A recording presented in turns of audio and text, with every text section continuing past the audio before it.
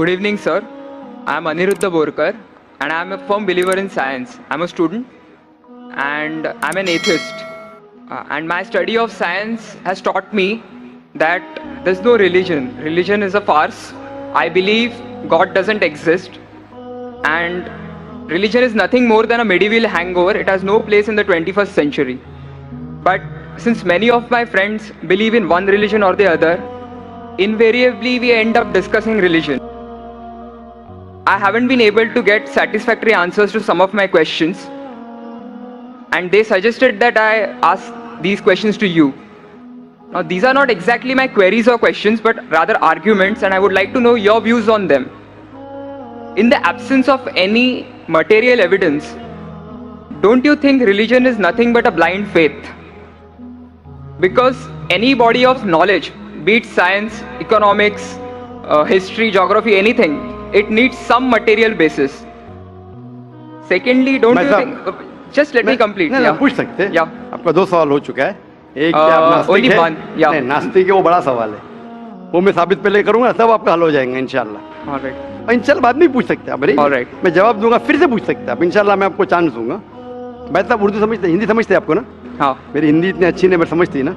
नहीं, आपकी हिंदी अच्छी है। नहीं, मेरी हिंदी मैं जानता हूँ अच्छी नहीं। अच्छा। मुंबई की है, उसमें ग्रामेटिकल एरर है, लेकिन लोग को समझने में आता है तो अल्हम्दुलिल्लाह। पैगाम पहुंच जाता, मैं खुश हूँ। लोग कहेंगे जाकिर को उर्दू नहीं आती, हिंदी नहीं आती, चलेगा।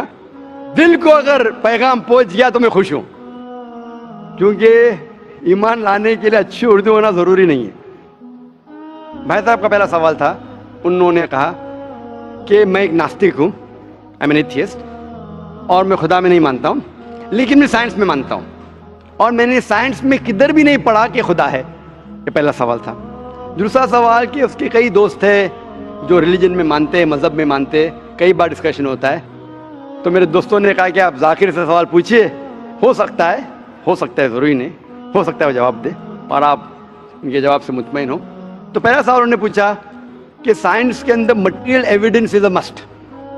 Material evidence is a must मतलब कोई मटेरियल एविडेंस, कोई चीज़ अगर कहते हैं बुक है तो किताब, मटेरियल एविडेंस होना ज़रूरी है, वरना ये गलत है। मैं दूसरा सवाल पहले जवाब दूंगा, फिर पहले पे आऊंगा। मैं सब material evidence is a must, ये साइंस कहती है। मैं भी साइंस का स्टूडेंट हूँ। आपने ये कहा कि साइंस ने साबित नहीं किया, ये आपने कहा, इस बात को मानता हूँ। लेकिन ये कहना कि साइंस के अंदर material evidence is a must, it is not true, it is not true. अक्सर एविडेंस इज मस्ट, लेकिन अगर ऐसा प्रूफ है जो लॉजिकल है, मंतिक आपके दिमाग लॉजिक के हिसाब से, तो मटेरियल होना जरूरी नहीं है। जैसे हम जानते हैं कि स्कूल में मैंने पढ़ा था कि 3 स्टेट ऑफ मैटर है, सॉलिड, लिक्विड, गैस, बराबर। अभी हम जानते हैं कि 4th स्टेट आ गया, कॉलेज प्लाज्मा, इंटरस्टेलर मैटर। हम कहते थे वैक्यूम, वैक्यूम मटेरियल नहीं, बड़ा वैक्यूम में मानते। तो ये जरूरी नहीं, मटेरियल होना जरूरी है, अक्सर होना चाहिए, बट फर्ज नहीं है। लेकिन मंतिक से, लॉजिक से अगर प्रूफ कर सके, ठीक है। मिसाल के तौर पे आपको अमेरिका जाना जरूरी नहीं मानने के लिए अमेरिका वजूद में है। अमेरिका मटेरियल है, ठीक है, जमीन है। आपको अमेरिका जाना जरूरी नहीं है, अमेरिका का फोटो देखना जरूरी नहीं है। अगर कोई लॉजिकली प्रूफ कर चुका है, आप उसके लॉजिकल आर्ग्यूमेंट्स में मानते हैं, तो आप संतुष्ट होंगे, आपको यकीन हो जाएगा कि अमेरिका है। उसी तरीके से वैक्यूम, इसी तरीके से कितने चीजें हैं जो साइंस ने प्रूफ किया है विदाउट मटेरियल एविडेंस। कई चीज जो स्पेस और एस्ट्रोनॉमी में है, वो अपने लॉजिक से प्रूफ करते हैं, जैसे so many billion of years, there is no proof, material proof. वो लॉजिक से प्रूफ करते हैं कि स्टार इतना दूर है, light travels at so and so speed, logic, it is not material evidence. आप समझ रहे ना? बट अक्सर आमतौर पे मटेरियल एविडेंस है, लेकिन हमेशा जरूरी नहीं है, ठीक है ना? If I could add something to this, this means science is dynamic, whereas religion is static. You can't question anything that has been told to you by your ancestors in religion, which is not the case in science. I can just walk in and challenge any big scientist on merit, but religion doesn't allow that. भाई साहब अच्छा सवाल है, अहम सवाल है कि science dynamic है, मतलब डायनामिक बढ़ते जा रहा है। It's evolving every day. It's evolving every day. और मजहब स्टैटिक है, मतलब एकदम रुका हुआ है। मैं साइंस को चैलेंज कर सकता हूँ, मजहब को नहीं कर सकता हूँ। साइंस बढ़ते जा रहा है, तरक्की करता है, मजहब तरक्की नहीं कर रहा है। आप बिल्कुल सही फरमाते हैं। इस्लाम के अलावा दिगर मजाहिब के बारे में जो कह रहे बिल्कुल सही है। You can not challenge other, लेकिन इस्लाम को आप चैलेंज कर सकते हैं। इसीलिए आप खड़े इधर, आपका यहाँ वजूद, आपका मुझसे सवाल करना सबूत है कि हम चाहते हैं कि आप इस्लाम को चैलेंज करो। इसीलिए कुरान मजीद में 332 बार कहा गया है कालू, उन्होंने कहा, उन्होंने पूछा। अल्लाह ने फरमाया कुल, उनसे कहो, मतलब सवाल जवाब का सेशन। कई सवाल लोगों ने मोहम्मद सल्लल्लाहु अलैहि वसल्लम से पूछा, सूरज के बारे में जवाब है ये। लोग ने पूछा खमर के बारे में, सूरह बकरा सूरह 219। जब उन्होंने पूछा खमर के बारे में, यानी अल्कोहल, शराब, कहो उसमें अच्छाई भी है बुराई भी, बुराई अच्छाई से ज्यादा है, जवाब आ गया। उस वक्त अल्लाह के रसूल जब मौजूद थे, उस वक्त लोगों ने चैलेंज किया, आज भी करते करते रहेंगे। जहां आपका सवाल रहा कि science is advancing, religion static, कुछ बातों में मैं मानता हूं, जब आप चोटी पे पहुंच गए है, सबसे highest point in the world is which mount Everest. अब माउंट एवरेस्ट पहुंच गए, उसके ऊंचा क्या जाएंगे? स्पेस में जा सकते हैं, लेकिन धरती पे आप बोलेंगे सबसे हाईएस्ट पॉइंट पहुंच गए तो उसके आगे तरक्की करने की जरूरत ही नहीं। तो कुछ चीजें, मिसाल के तौर पे खुदा एक है, वो हकी रहेगा, कभी बदलेगा नहीं। बट कुछ आयतें कुरान की ऐसी है कि आपको कुरान मजीद में जो अरबी अल्फाज है, कुछ अल्फाज के कई मानी हैं। एक आपको एग्जांपल दूंगा, फिर आपके पहले क्वेश्चन पे आऊंगा जो बहुत अहम है कि आप नास्तिक है। मिसाल के तौर पे पहली आयत जो नाजिल हुई थी कुरान मजीद में, इकरा इकरा बिस्मि रब्बिकल लज़ी खलक खलकल इंसान मिन अलक। पढ़ो अल्लाह के नाम से जिसने तुम्हें पैदा किया खून के लोतड़े से। आज साइंस एडवांस हुई। पहले लोग कहते थे कि इंसान खून से बना, ये पहले के लोग कहते थे। फिर साइंस एडवांस हुई, बोले खून से बना ही नहीं इंसान। फिर हम देखते अलग के 3-4 मानी है। एक मानी है अलग के खून का लोतड़ा, दूसरे मानी अलग के है क्लिंगिंग, यानी चिपकना, क्लिंगिंग। तीसरी मानी है लीच लाइक सब्सटेंस, जॉक, लीच लाइक सब्सटेंस। 3 मानी है। अभी साइंस जब एडवांस हुई तो कुरान में लिखा है फसअलू अहल ज़िक्री इन कुंतुम ला तालम, सूरह नंबर 16 आयत नंबर 43। इसमें लिखा है अगर आपको नहीं पता उनके पास जाओ जो इस फील्ड के माहिर है, भले गैर मुस्लिम है। तो कुछ अरबों ने तकरीबन 30 साल पहले इसका ट्रांसलेशन लेके गए प्रोफेसर कीथ मूर के पास, जो एम्ब्रियोलॉजी के मैदान में उस वक्त नंबर 1 था दुनिया में। He was head of the department of anatomy in university of Toronto.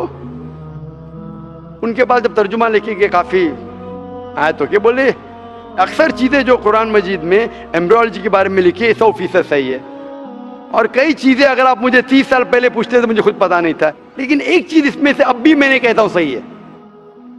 ये भी नहीं कहता हूं गलत है, क्योंकि खुद भी नहीं जानता हूं।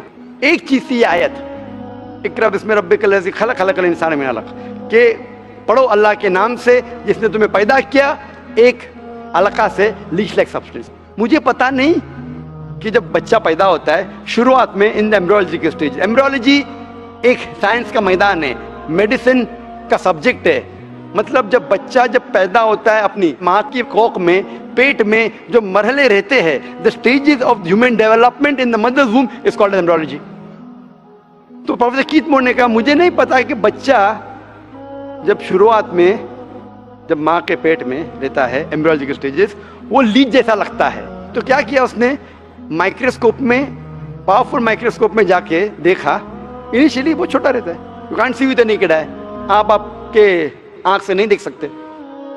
और उसने कंपेयर किया जोक के फोटोग्राफ से, लीच के फोटोग्राफ से कंपेयर किया, और वो चौंक गया कि बिल्कुल यकसा है। उस वक्त हमें पता नहीं, तब पता लगता है कि कुरान की आयत इकरा बिस्मि रब्बिकल लज़ी, उस वक्त हम तर्जुमा करते थे खून का लोतरा, खून का लोतरा। पहले लोग यकीन करते थे, फिर बोलते तो गलत है, खून का लोतरा तो है ही नहीं, कुरान गलत है। अब पता चला वो खून का लोतरा उसकी मानी नहीं थी, मानी थी लीच लाइक सब्सटेंस। जब और तहकीक के पता चला कि जब बच्चा अपनी माँ के पेट में रहता है, यूट्राइन वॉल को क्लिंग करता है, it clings to the uterine wall, clinging work भी हो गया। थर्ड हमें पता चला कि माँ के पेट में जो बच्चा रहता है वो it act like a leech, blood sucker, वो माँ के जरिए खून हासिल करता है, लाइक अ ब्लड सकर। 3 मानी सही हो गए। आज ये भी पता चला कि पहले चंद हफ्तों में ब्लड खून सर्कुलेट नहीं होता है और दिखने में वो खून का लोतरा लगता है। जो हम समझते थे 20 साल पहले खून का लोतरा गलत तर्जुमा है, आज पता लगता है कि चारों तर्जुमे सही है। खून का लोतरा भी सही है, वो चिपकता है, clings to the uterine wall, वो भी सही है, वो जॉक लीच जैसा दिखता है वो भी सही है, लीच जैसा बिहेव करता है वो भी सही है, चारों सही है। हमें यकीन है कि अल्लाह खुदा हमारा ईश्वर, आप मानेंगे नहीं ईश्वर में अभी, वो इसलिए पहले सवाल का जवाब पहले देखता और अच्छा होता था, वो सबसे बेहतरीन साइंटिस्ट है, मैं उसके ऊपर आऊंगा। तो ये कहना कि तरक्की नहीं कर रहा है, कुछ बातों में जहां हम पहुंच चुके हैं चोटी पे, ये कहना इस तरीके से साइंस में भी, साइंस से हार्ट पंप्स ब्लड, कभी भी चेंज नहीं होंगे। कितनी भी साइंस तरक्की करे, हमको हार्ट के बारे में और चीज पता लग सकती है, उसके 4 चेंबर्स है, हर चेंबर के वॉल्व है, वेंट्रिकल और, लेकिन ये चीज कि हार्ट पंप्स ब्लड, दिल खून को पंप करता है, कभी भी नहीं बदलेगा। सही क्या नहीं? मैं डॉक्टर हूं, तब ये हक है, अल्लाह है कि कभी भी नहीं बदलेगा कुछ चीज। तो ये कहना कि साइंस हमेशा तरक्की कर रहा है, गलत है। जब भी चोटी पे नहीं पहुंचा उस चीज में तरक्की कर रहा है, जब भी चोटी पे नहीं पहुंचा उसमें तरक्की कर रहा है, जब भी चोटी पे पहुंच गया जिस बात पे कभी भी नहीं बदलेगा। आज साइंस कहती है बिग बैंग के बारे में कि हमारी यूनिवर्स एक थी, फिर एक धमाका हुआ, वो कभी भी नहीं बदलेगा। ये हो सकता है कि हमें और नॉलेज मिलेंगे, धमाका कैसे हुआ, क्या हुआ।